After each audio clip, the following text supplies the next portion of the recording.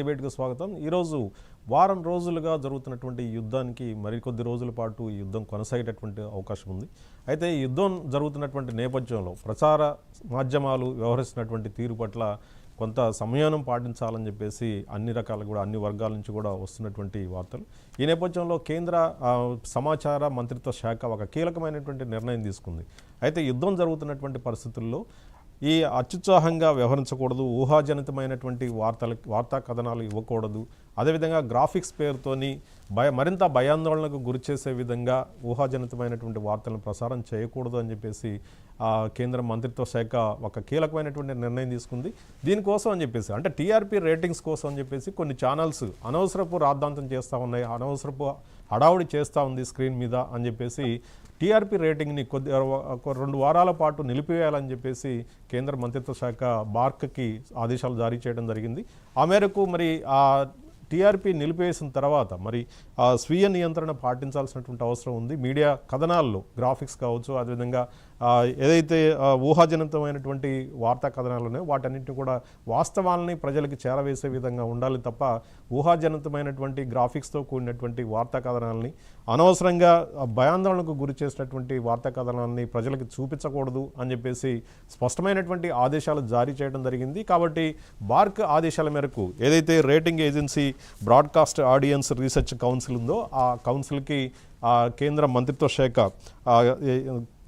శాఖ ఆదేశాలు జారీ చేయడం జరిగింది. ఆ మేరకు ఈ రోజు నుంచి కూడా టీఆర్పీ అనేది నిలిపేయడం జరుగుతూ ఉంది. అయితే గతంలో కూడా దీంట్లో ఉన్నటువంటి చట్టాలని ఉద్దేశించి ఏదైతే టీఆర్పీ కోసం అని చెప్పేసి కొన్ని మీడియా ఛానల్స్ ఎక్కడైతే వాళ్ళు ఫ్రాడ్ చేస్తూ ఉన్నారో, కొన్ని మ్యాన్పులేట్ చేసి తమ రేటింగ్ని పెంచుకోవడానికి చేసినటువంటి ప్రయత్నాలని 2020లో ఒక ముంబై పోలీసులు పెద్ద ఎత్తున పట్టుకోవడం, ఆ కుంభకోణాన్ని కూడా వెలికి తీసినటువంటి నేపథ్యంలో అప్పుడు కూడా ఈ టీఆర్పీ రేటింగ్స్ని కొద్ది వారాల పాటు నిలిపివేసినటువంటి పరిస్థితి ఉంది.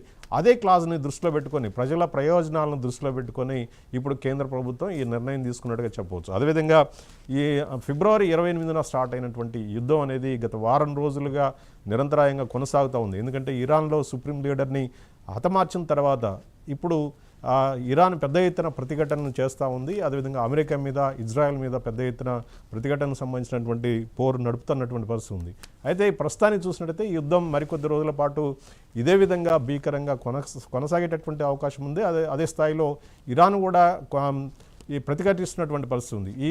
ఈ ఏదైతే మిడిల్ ఏషియా ఉన్నటువంటి రాష్ట్రాలు ఉన్నాయో ఈ దేశాలు ఉన్నాయో ఆ దేశాలు మొత్తం కూడా ఆ యుద్ధంలో పార్టిసిపేట్ చేస్తున్నటువంటి పరిస్థితి ఉంది. కాబట్టి మధ్యాసియా సంబంధించినటువంటి దేశాలన్నీ కూడా యుద్ధంలో పార్టిసిపేట్ చేస్తున్నటువంటి నేపథ్యంలో అప్రమత్తంగా ఉండాలి. దేశంలో ఉన్నటువంటి మీడియా ఛానల్స్ కూడా స్వీయ నియంత్రణతోని ప్రజల్ని మరింత భయాందోళనకు గురి చేయకుండా వాస్తవాలను చూపించే విధంగా ఉండాలని చెప్పేసి ఈ కేంద్ర ప్రభుత్వం, కేంద్ర సమాచార మంత్రిత్వ శాఖ ఈ మేరకు నిర్ణయం తీసుకున్నట్టుగా తెలుస్తూ ఉంది.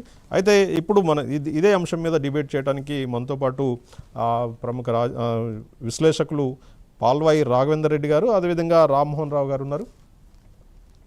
రామ్మోహన్ రావు గారు నమస్తే అండి. ఈరోజు జరుగుతున్నటువంటి అంటే వారం రోజులుగా జరుగుతున్నటువంటి యుద్ధం నేపథ్యంలో ముఖ్యంగా మీడియా ఛానల్స్, ప్రసార మాధ్యమాలు వ్యవహరిస్తున్నటువంటి తీరు కొంత అనుమానాస్పదంగా ఉంది. ఎందుకంటే వాస్తవాలకి విరుద్ధంగా కొన్ని గ్రాఫిక్స్ కావచ్చు, అదేవిధంగా కొన్ని ఊహాజనితమైనటువంటి వార్తలు కావచ్చు, ఇట్లాంటి వాటి వల్ల ప్రజలు మరింత భయాందోళనకు గురయ్యేటటువంటి అవకాశం ఉందని చెప్పేసి ఈ రేటింగ్స్ మీద, టీఆర్పీ రేటింగ్స్ మీద కొంత 2 వారాల పాటు నిషేధం విధించినట్టుగా తెలుస్తూ ఉంది. బార్క్కి ఆ మేరకు ఆదేశాలు జారీ చేసినట్టుగా తెలుస్తూ ఉంది. దీని మీద మీ కామెంట్స్ ఏంటి? రాఘవేంద్ర రెడ్డి గారికి, అట్లాగే సురభక్ష మీకు, అట్లాగే సివిఆర్ ప్రేక్షకులు నమస్కారం. నేనైతే దీన్ని 50 ఏళ్ల సీనియర్ జర్నలిస్ట్ సమర్థిస్తున్నాను. ఎందుకంటే అదిగో పులి అంటే ఇదిగో తోకలాగా చాలా సార్లు మనం చూస్తున్నాం. చాలా ఛానళ్ళు ఇట్లాంటి పనులు చేస్తున్నాయి. మీరు కాదు కానీ చాలా ఛానల్ చేస్తున్నాయి. నేను చాలా రోజులు వీడియో మన యూట్యూబ్ ఛానల్ ఏదైనా బయట పంపితే నేలైతే ఇంత అధ్వానంగా పెడుతున్నానని నేను 2 నిమిషాలు మందలించాను కూడా. అయ్యా నేను అట్లా అనలేదు, లోపల మ్యాటర్ వేరే ఉంటుంది, మీరు పెడితే ఎట్లా అని చెప్పి. అందుకనే యుద్ధ సమయంలో ఒకటే కాదు, మామూలుగా ప్రెస్ మీడియా కౌన్సిల్ కానీ లేకపోతే ఇప్పుడు పార్క్ కానీ కొన్ని నిబంధనలు పాటించమన్నది కనుక టీఆర్పీ రేట్ల కోసం పోటీలు పడి మరీ ఈ యుద్ధ సమయంలో అనేక అవాస్తవాలు చేస్తున్నారు. ఉదాహరణకు మనకు రేట్లు, గ్యాస్ ధర పెరుగుతుంది, అయిపోయింది అని ప్రచారం చేసి నిన్న నుంచి గ్యాస్ గోడౌన్లన్నీ, గ్యాస్ ఏజెన్సీలన్నీ తల్లడం అవుతున్నాయి. చూస్తున్నాం కదా, అందరూ గ్యాస్ వెంబడి పడ్డారు. కోడిగుడ్ల రేటు తక్కువైంది, అట్లాగే అరటిపండు రేటు తక్కువైంది. ఇది కోడిగుడ్డు రేటు ఎట్లయినా తక్కువైతుంది. ఎండాకాలం తగ్గుతుంది కొంత, ఓ రకంగా చెప్పాలంటే రూపాయి, ₹1 తక్కువైతుంది. అంటే అన్నిటికీ యుద్ధాన్ని ముడిపెట్టి దాని చుట్టూ దింపుతున్నారు కనుక ఈ 4 వారాలు అన్నారు, నాకు తెలిసి 4 వారాలు సూర్యప్రకాష్ అవును, గారు. 4 వారాలండి సబ్జెక్ట్ కరెక్షన్. అదే ఇంకా కొంచెం పొడిగించే అవకాశం ఉంది కూడా అంటున్నారు. అవసరమైతే పొడిగించాలంటున్నారు. దీనివల్ల ప్రపంచం ఏం మునిగిపోతుంది. నా ఉద్దేశం మన మధ్య పోటీ ఉంటే ఎవరు ఫస్ట్ ఎవరు సెకండ్ ఛానల్ వాళ్ళు ఎట్లా ప్రచారం చేసుకున్నా చూసే వ్యూయర్స్ అయితే చూస్తున్నారు కదా, ఏది విశ్వసనీయమైన వార్త ఏది కాదని చూస్తున్నారు కదా. కానీ దీన్ని వెల్లడి చేసుకోలేదు. ఇప్పుడు చాలా ఫేక్ న్యూస్ వస్తున్న సందర్భంలో, అనేక అసత్యాలు వస్తున్న సందర్భంలో ప్రపంచమంతా అట్లే ఉంది, మన దేశంలో మాత్రం అట్లా లేదు. ఈ మధ్యన సత్యానంతర భావన అంటే పోస్ట్ ట్రూత్ ఒక థియరీ ఒకటి ప్రచారంలో ఉంది, చాలా నుంచి ఉన్నది. ఈ మధ్యన ట్రంప్ వచ్చిన తర్వాత చాలా పెరిగింది.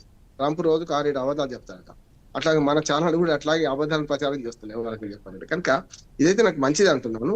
ఇప్పుడు ఈ పోటీ లేకపోతే కొంతవరకు సమయం పాటిస్తామని ఒకటి. రెండవది మతకాలంలో జరుగుతున్నప్పుడు కానీ, దేశంలో అంతర్యుద్ధం వచ్చినప్పుడు కానీ, ఏదైనా ఎమర్జెన్సీ విధించినప్పుడు కానీ చాలా వరకు ప్రార్థనా స్థలాల పేర్లు కానీ, మన మనుషులు చచ్చిపోతే వాళ్ళ పేర్లు ప్రకటించకుండా ఉండాలి, ఒక్కోసారి ఫోటోలు కూడా వేయకుండా ఉండాలని నిబంధనలు ఇప్పటికే ఉన్నాయి మన ప్రెస్ కౌన్సిల్ పని. కనుక ఆ నిబంధనలను కొంచెం కఠినతరం చేసే క్రమంలో ఇప్పుడు ఎలక్ట్రానిక్ మీడియా వచ్చిన తర్వాత ఒకసారి ప్రసారం అయిన తర్వాత చేయడం కష్టం. అందుకనే దీని అయితే ఇది పాటించమనేది కరెక్టే.